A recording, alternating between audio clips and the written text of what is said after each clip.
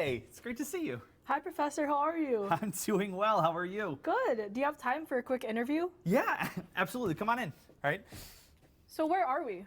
We are currently in the cybersecurity lab here in the School of Management.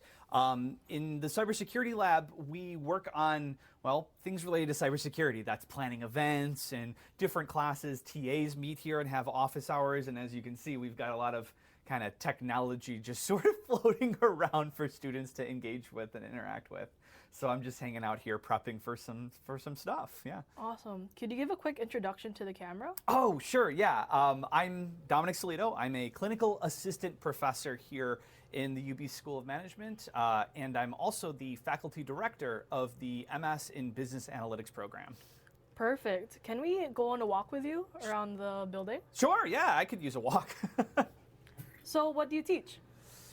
I think it's a better question to ask me what don't I teach at this point, but over the years I've taught kind of this sort of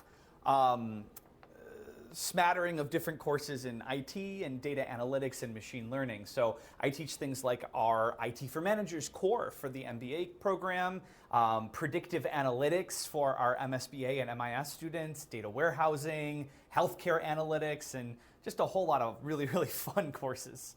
And why did you decide to teach? That's an interesting question. I actually came from industry.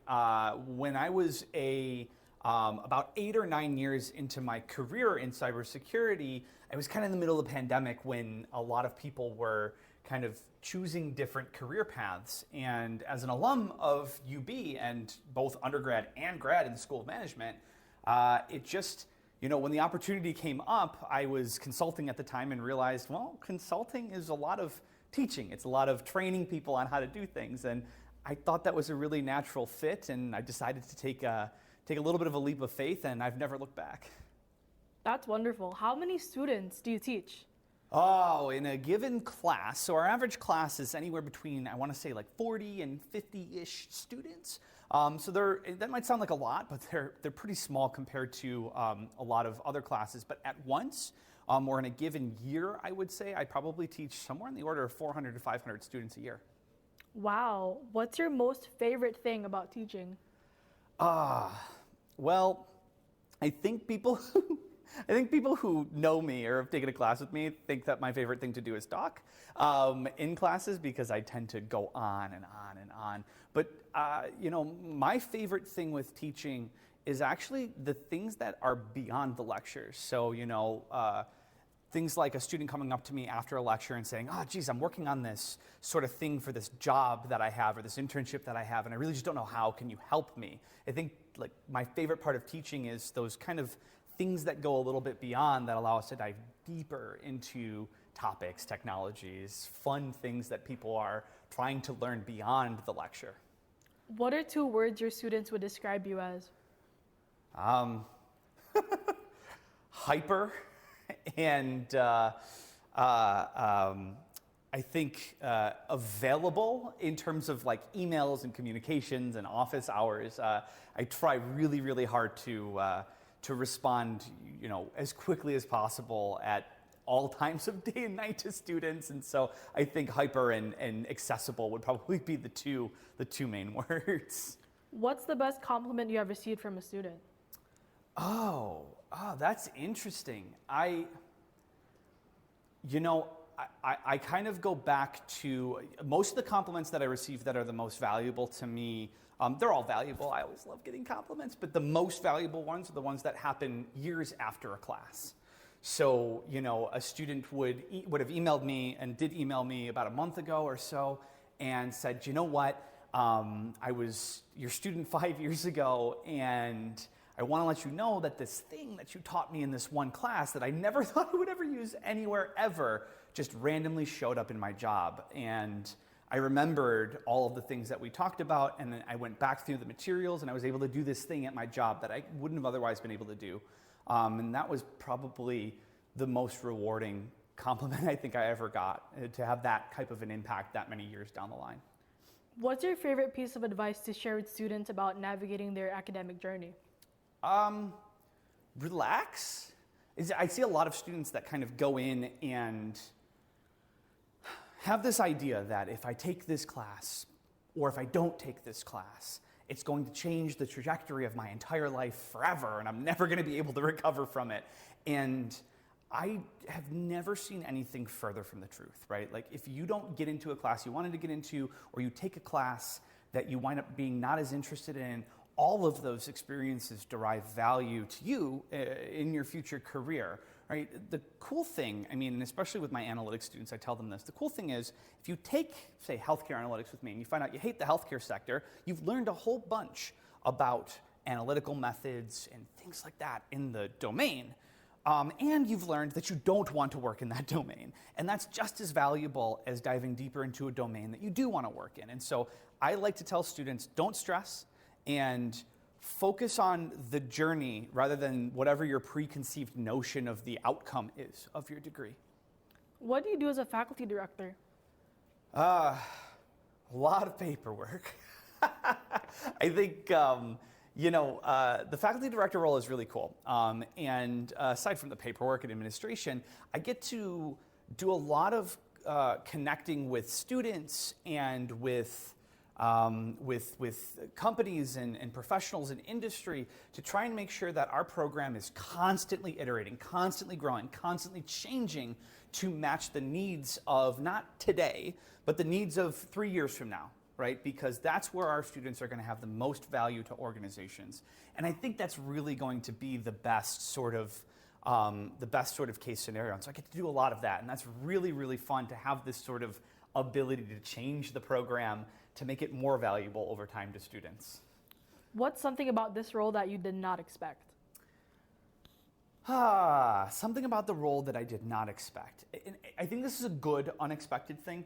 Sometimes when you find out things about roles that you didn't expect, they're not good things. But the one thing I really do like that I never imagined in a million years is that a lot of times, I've had this really great opportunity to connect with students and help them in things beyond the classroom experience, beyond the lectures, beyond even the program, to talk about, okay, well, you want to live in this particular region. Okay, well, let's explore that. Let's connect you with people that I know that work in that region, that live in that region. Or students are just having things like imposter syndrome, right? They feel like they're not good enough for that career, even though they're well good enough, right, for that particular role or that career. And just having the ability to talk them through my own experiences in feeling that exact same way, and my own experiences in, say, looking for an apartment in a different country and figuring out what that looks like. I think that is something that was unexpected, but is something that I really, really value in the role and the ability to kind of connect with students.